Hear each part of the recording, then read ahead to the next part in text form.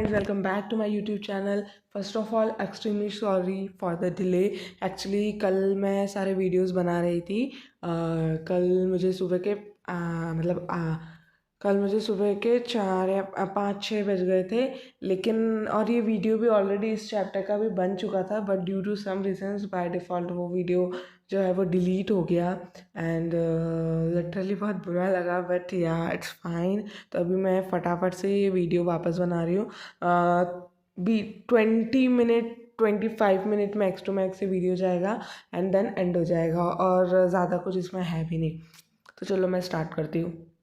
Introduction दे देती हूँ पहले कि क्या क्या है इसमें। तो इसमें हम लोग क्या है ना, क्लाइमेट कंडीशन जो हो रही है ना उसके बारे में, जो हमारा नेचर जो इतना ज़्यादा क्या हो रहा है, एक्सप्लॉइट हो रखा है, हमारा जो इन्वायरमेंट है उसमें कितनी सारी चीज़ें जो हैं बहुत ही ज़्यादा कंडीशन ख़राब हो रखी है।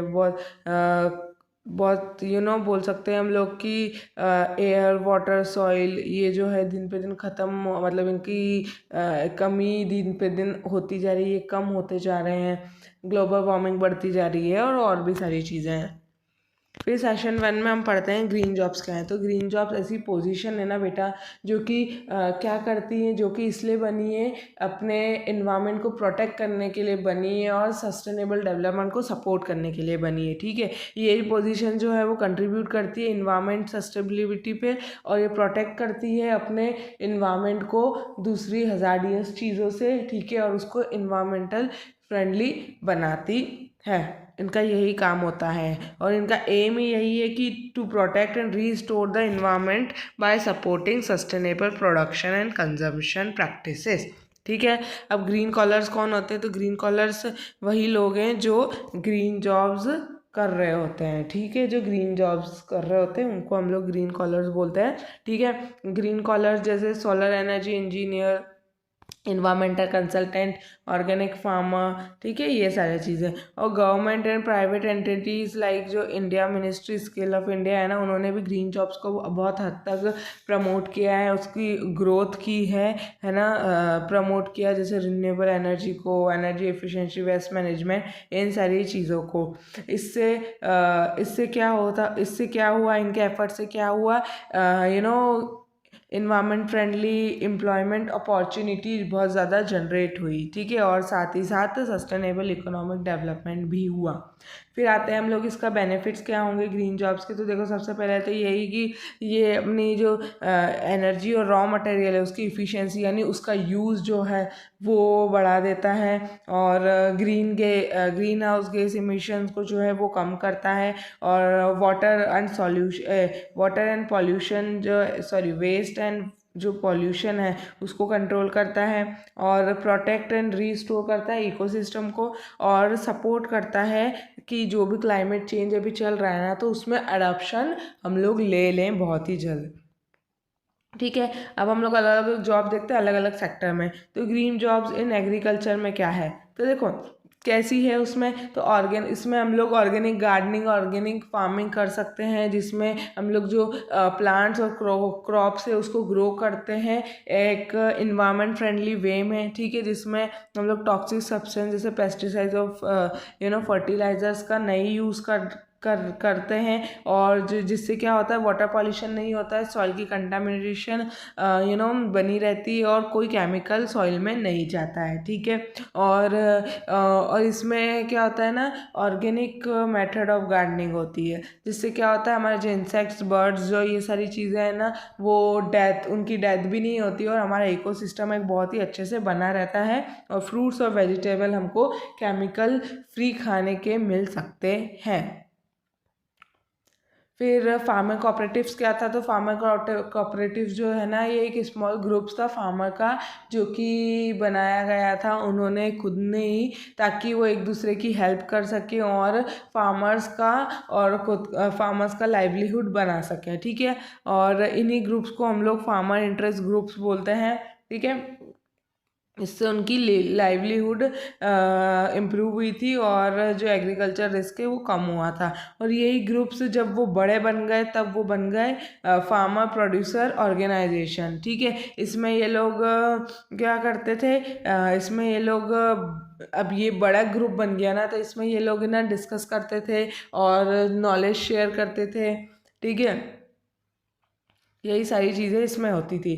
फिर एग्रीकल्चर सेक्टर में क्या ग्रीन जॉब्स हैं, तो देखो organic farming, integrated pest management, farm mechanism, ये सारी चीज़ें इसमें अपॉर्चुनिटीज़ हैं। और जो गवर्नमेंट है उन्होंने कृषि विज्ञान केंद्र यानी KV के इस्टेब्लिश किया था to support the initiative by providing technology training, यानी फार्मर्स को ये नई नई टेक्नोलॉजी ट्रेनिंग और उसके उनको इस चीज़ के बारे में अवेयर करते थे, लोकल फार्म्स के बारे में, लोकल फार्मर्स को, ताकि वो specially in areas agro waste management, ताकि वो ये चीज़ का ध्यान रखें। फिर आता है ग्रीन जॉब्स इन ट्रांसपोर्टेशन। अब ग्रीन जॉब्स ट्रांसपोर्टेशन में कैसी है, तो देखो जो हम लोगों को एनर्जी इफिशिएंट व्हीकल का यूज़ करना चाहिए, फ्यूल जैसे CNG। ठीक है, इससे क्या होगा ना, ग्रीन हाउस गैस एमिशन जो है वो बहुत हद तक कम होगा। और इंडियन बायोफ्यूल पॉलिसी जो है वो लॉन्च की गई थी 10 अगस्त को 2018 में, जिसका एम था कि वो बायोमास के यूसेज को बूस्ट करे और एनहांस करे ethanol production from starch and sugar based feed stocks. ठीक है, और बायोफ्यूल जैसे बायो CNG, बायोमेथनॉल, इससे क्या होगा, हमारी जो ग्रीन जॉब्स हैं वो क्रिएट होगी और पॉल्यूशन भी कम होगा। फिर आता है EESL, ये क्या है, तो the energy efficiency service limited. तो ये जो है ये अंडर द मिनिस्ट्री पावर में आता है, जिन्होंने इनिशिएट किया था, इलेक्ट्रिक व्हीकल बनाई थी। ठीक है, टू प्रमोट मोबिलिटी। ठीक है, और इनकी 2 टाइप की थी वो व्हीकल, इलेक्ट्रिक व्हीकल, एक में बैटरी से जो चलती है और दूसरी थी उनकी plug in hybrid electric vehicle. इसमें क्या था, ये फ्यूल से भी चलती है और इलेक्ट्रिक से भी, दोनों से चलती है। ठीक है, और ये शिफ्ट जो इलेक्ट्रिक व्हीकल पे जो शिफ्ट की है ना, उससे बहुत सारी अपॉर्चुनिटीज़ क्रिएट हुई, जॉब की अपॉर्चुनिटीज़ क्रिएट हुई, और जो न्यू ऑटोमेटिव मार्केट या तो बहुत सारी जॉब की अपॉर्चुनिटीज़ क्रिएट हुई। ठीक है, फिर आता है green jobs in water conservation. तो देखो ग्रीन जॉब्स जैसे वाटर हार्वेस्टिंग में की जाती है, कंजर्वेशन में की जाती है। और जो roof top rain water harvesting अगर आप जानते हो, तो इसमें क्या होता है ना, ये प्रोसेस है जिसमें जो रेन वाटर है उसको टैंक में स्टोर करके रखते हैं ताकि वो बाद में यूज़ किया जाए। ठीक है, और ये हर घर में इंस्टॉल किया जा सकता है और ये हेल्प करता है वाटर टेबल को इंक्रीज करने में। और साइकिल रन वाटर पम्प्स जो हैं वो यूज़ किए जाने चाहिए rather than electric water pumps. इससे क्या होगा ना, इलेक्ट्रिसिटी भी बचेगी और एक एक ह्यूमन को एक्सरसाइज करने का एक वे भी मिल जाएगा। ठीक है, और कुछ ग्रीन जॉब्स हैं जो एग्रीकल्चर सेक्टर में हैं, related to water quality testing और वाटर कंजर्वेशन और वाटर मैनेजमेंट एक्सेट्रा एक्सेट्रा। ठीक है, फिर आता है green jobs in solar and wind energy. तो देखो सोलर और विंड वाटर पावर प्लांट जो होते हैं ना, वो हमको क्लीन एनर्जी प्रोवाइड करने का काम करते हैं। और जो एक सोलर फोटोवोल्टिक इंस्टॉलर होता है ना, वो इंस्टॉल करता है और मेंटेन करके रखता है सोलर पैनल हमारे घर में भी और बिजनेसेस में भी और लैंड्स में भी। ठीक है, और जो सोलर लाइटनिंग टेक्नीशियंस जो है ना, वो असेंबल करता है, टेस्ट करता है और रिपेयर करता है different types of solar photovoltaic home lightning system और स्ट्रीट लाइट्स को। अब इसमें कॉमन जॉब्स जो हैं वो हैं roofer, solar panel installer, technicians and field technicians. I hope अभी आपको इतना समझ आया होगा। अब हम लोग ग्रीन जॉब्स इको टूरिज्म में देख लेते हैं। इको टूरिज्म में ना बेटा, ये जो विजिटर्स आते हैं ना, उनको एक्सपीरियंस देना, यानी उनको बताना है कि इन्वायरमेंट को ध्यान रखना कितना ज़्यादा इम्पॉर्टेंट है। उनको बताना कैसे हम लोग ना वेस्ट को रेड्यूस कर सकते हैं और नेचुरल इन्वायरमेंट को हमारे इन्हांस कर सकते हैं, पॉल्यूशन कम कर सकते हैं। इससे क्या लगेगा कि जो विजिटर है, जो आया है, उसको पब्लिक इमेज भी क्रिएट होगी कि उसको लगेगा कि ये एक इन्वायरमेंट इन्वायरमेंट फ्रेंडली प्लेस है और वो बार बार विजिट आना यहाँ पर पसंद करेगा, ठीक है। और ग्रीन जॉब्स इको टूरिज्म में हो सकती हैं, इको टूर गाइड और इको टूरिज्म ऑपरेटर्स, ठीक है। फिर आता है green jobs in building and construction. अब आजकल हाउसेस और बिल्डिंग भी इन्वायरमेंट फ्रेंडली बनने लगी है। उसमें ये लोग सस्टेनेबल बिल्डिंग मटेरियल का यूज़ करते हैं और इको फ्रेंडली कंस्ट्रक्शन जो प्रोसेस होती है उसको फॉलो किया जाता है, ठीक है। और ग्रीन बिल्डिंग्स बनाई जाती है, ठीक है। इस एरिया में जो है ग्रीन जॉब जो है कंस्ट्रक्शन में आपको मिल सकती है, landscape gardening, maintenance of green components, water management इसमें मिल सकती है, ठीक है।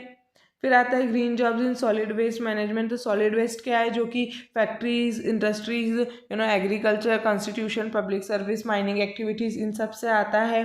तो जो the ministry of urban development जो है ना, द गवर्नमेंट ऑफ इंडिया, उन्होंने सॉलिड वेस्ट को 14 तरीके से कैटेगरी में बांटा गया है according to on the basis of their source और ओरिजिन एंड टाइप, वो कहाँ से आया और उसका टाइप क्या है। जैसे domestic, municipal, commercial, industrial, institution, garbage, street, ये सारी चीज़ें, ठीक है।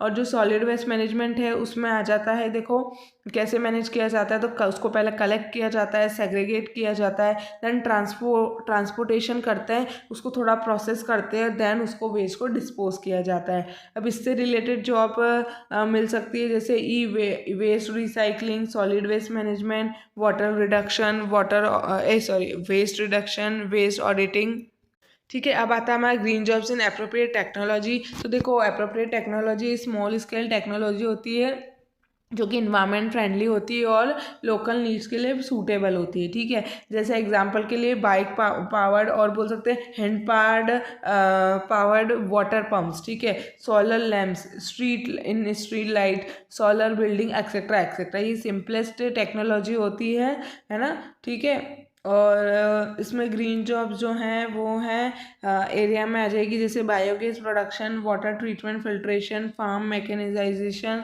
और रेन वाटर हार्वेस्टिंग वगैरह वगैरह, ठीक है। आई होप इतना समझ आया होगा आप लोगों को। तो हम लोग इम्पोर्टेंस देख लेते हैं ग्रीन जॉब्स का क्या है। तो देखो ग्रीन जॉब्स क्यों इम्पोर्टेंट है, ताकि हम लोग बिल्ड करवाए मेंटली बिल्ड कर पाए हमारी अर्थ को, हमारे इकोसिस्टम को, और सस्टेनेबल डेवलपमेंट को प्रमोट करें, ठीक है। तो ये, और इससे क्या हुआ है ना, जो पीपल वर्क कर रहे हैं ग्रीन जॉब्स में, इससे क्या हो रहा है, बहुत ही हद तक रेड्यूस हुआ है इन्वायरमेंटल इम्पैक्ट, है ना, और ये सारी चीज़ें। फिर सब और होता है, देखो इसमें इससे क्या हुआ, limiting green house gas emission. अब ग्रीन हाउस गैसेस कैसी होती है, carbon dioxide, methane, nutritious oxide, ozone, chlorofluoro carbon वगैरह वगैरह, ठीक है। और ये क्यों आती है, ये फॉसिल फ्यूल्स के जलने से आती है, और व्हीकल का यूज़ होना, रेफ्रिजरेटर्स का यूज़ होना, और कुछ एग्रीकल्चर एक्टिविटीज़ से, ठीक है, तो ये उससे आती है। तो इससे क्या हो रहा है ना, ये ज़्यादा क्रिएट हो रही है, तो इससे हमारे अर्थ पर हीट क्रिएट हो रही है, जिससे क्या हो रहा है, ग्लोबल वार्मिंग हो रहा है। तो इसको रेड्यूस करने के लिए फॉसिल फ्यूल्स दिए गए हैं, जो कि लेस पोल्यूशन क्रिएट करते हैं। सीएनजी को यूज़ करने का बोला गया है, ठीक है। फिर आता है मिनिमाइजिंग वेस्ट एंड पॉल्यूशन। अब इंस्टेड ऑफ थिंकिंग कि कैसे हम लोग रिसाइकल करें, वेस्ट को रीयूज़ करें, हम लोगों को यही सोचना सबसे पहले चाहिए कि हम लोग कैसे रेड्यूस करें हमारा वेस्ट, कैसे हम लोग वेस्ट प्रोडक्ट कम वो करें, क्या करें, वेस्ट करें, ठीक है। तो यहाँ पर कुछ वेस्ट मैनेजमेंट के पॉइंट्स दिए हैं। पहला, रीयूजिंग स्क्रैप मटेरियल। अब जैसे एग्जांपल के लिए इन पेपर माइल्स, वहाँ पर जो डैमेज रोल्स होते हैं ना, तो उनको वापस भेज देना, वापस से प्रोडक्शन लाइन में भेज देना, या उनको as a raw material use करना, ठीक है। मैन्युफैक्चरर को जो प्लास्टिक आइटम्स है उसको बंद ही कर देना चाहिए बनाना, ठीक है। ये सारी चीज़ें। फिर आता है इंश्योरिंग क्वालिटी कंट्रोल। अब देखो जो प्रोडक्ट बन रहा है ना उसमें क्वालिटी रहे, ताकि जो ज़्यादा से ज़्यादा जो प्रोडक्ट्स हैं वो रिजेक्ट ना हो, है ना, उसको तक, और वो वेस्ट में ना फेंके जाएं, है ना। और जो ऑटोमेटेड मॉनिटरी इक्विपमेंट है उनको उसको यूज़ करना चाहिए, जिससे क्या होता है ना, अगर कुछ प्रोडक्ट में पहले प्रॉब्लम है ना तो वो अर्ली स्टेज पे ही आइडेंटिफाई की जाती है। फिर आता है वेस्ट एक्सचेंज। तो वेस्ट एक्सचेंज कर सकते हैं, यानी हम लोग जो वेस्ट प्रोडक्ट है उसको हम लोग ऐसा प्रोसेस कर कर कुछ प्रोसेस कर कर उसको रॉ मटेरियल बना सकते हैं कुछ अपने फर्दर यूज़ के लिए, ठीक है।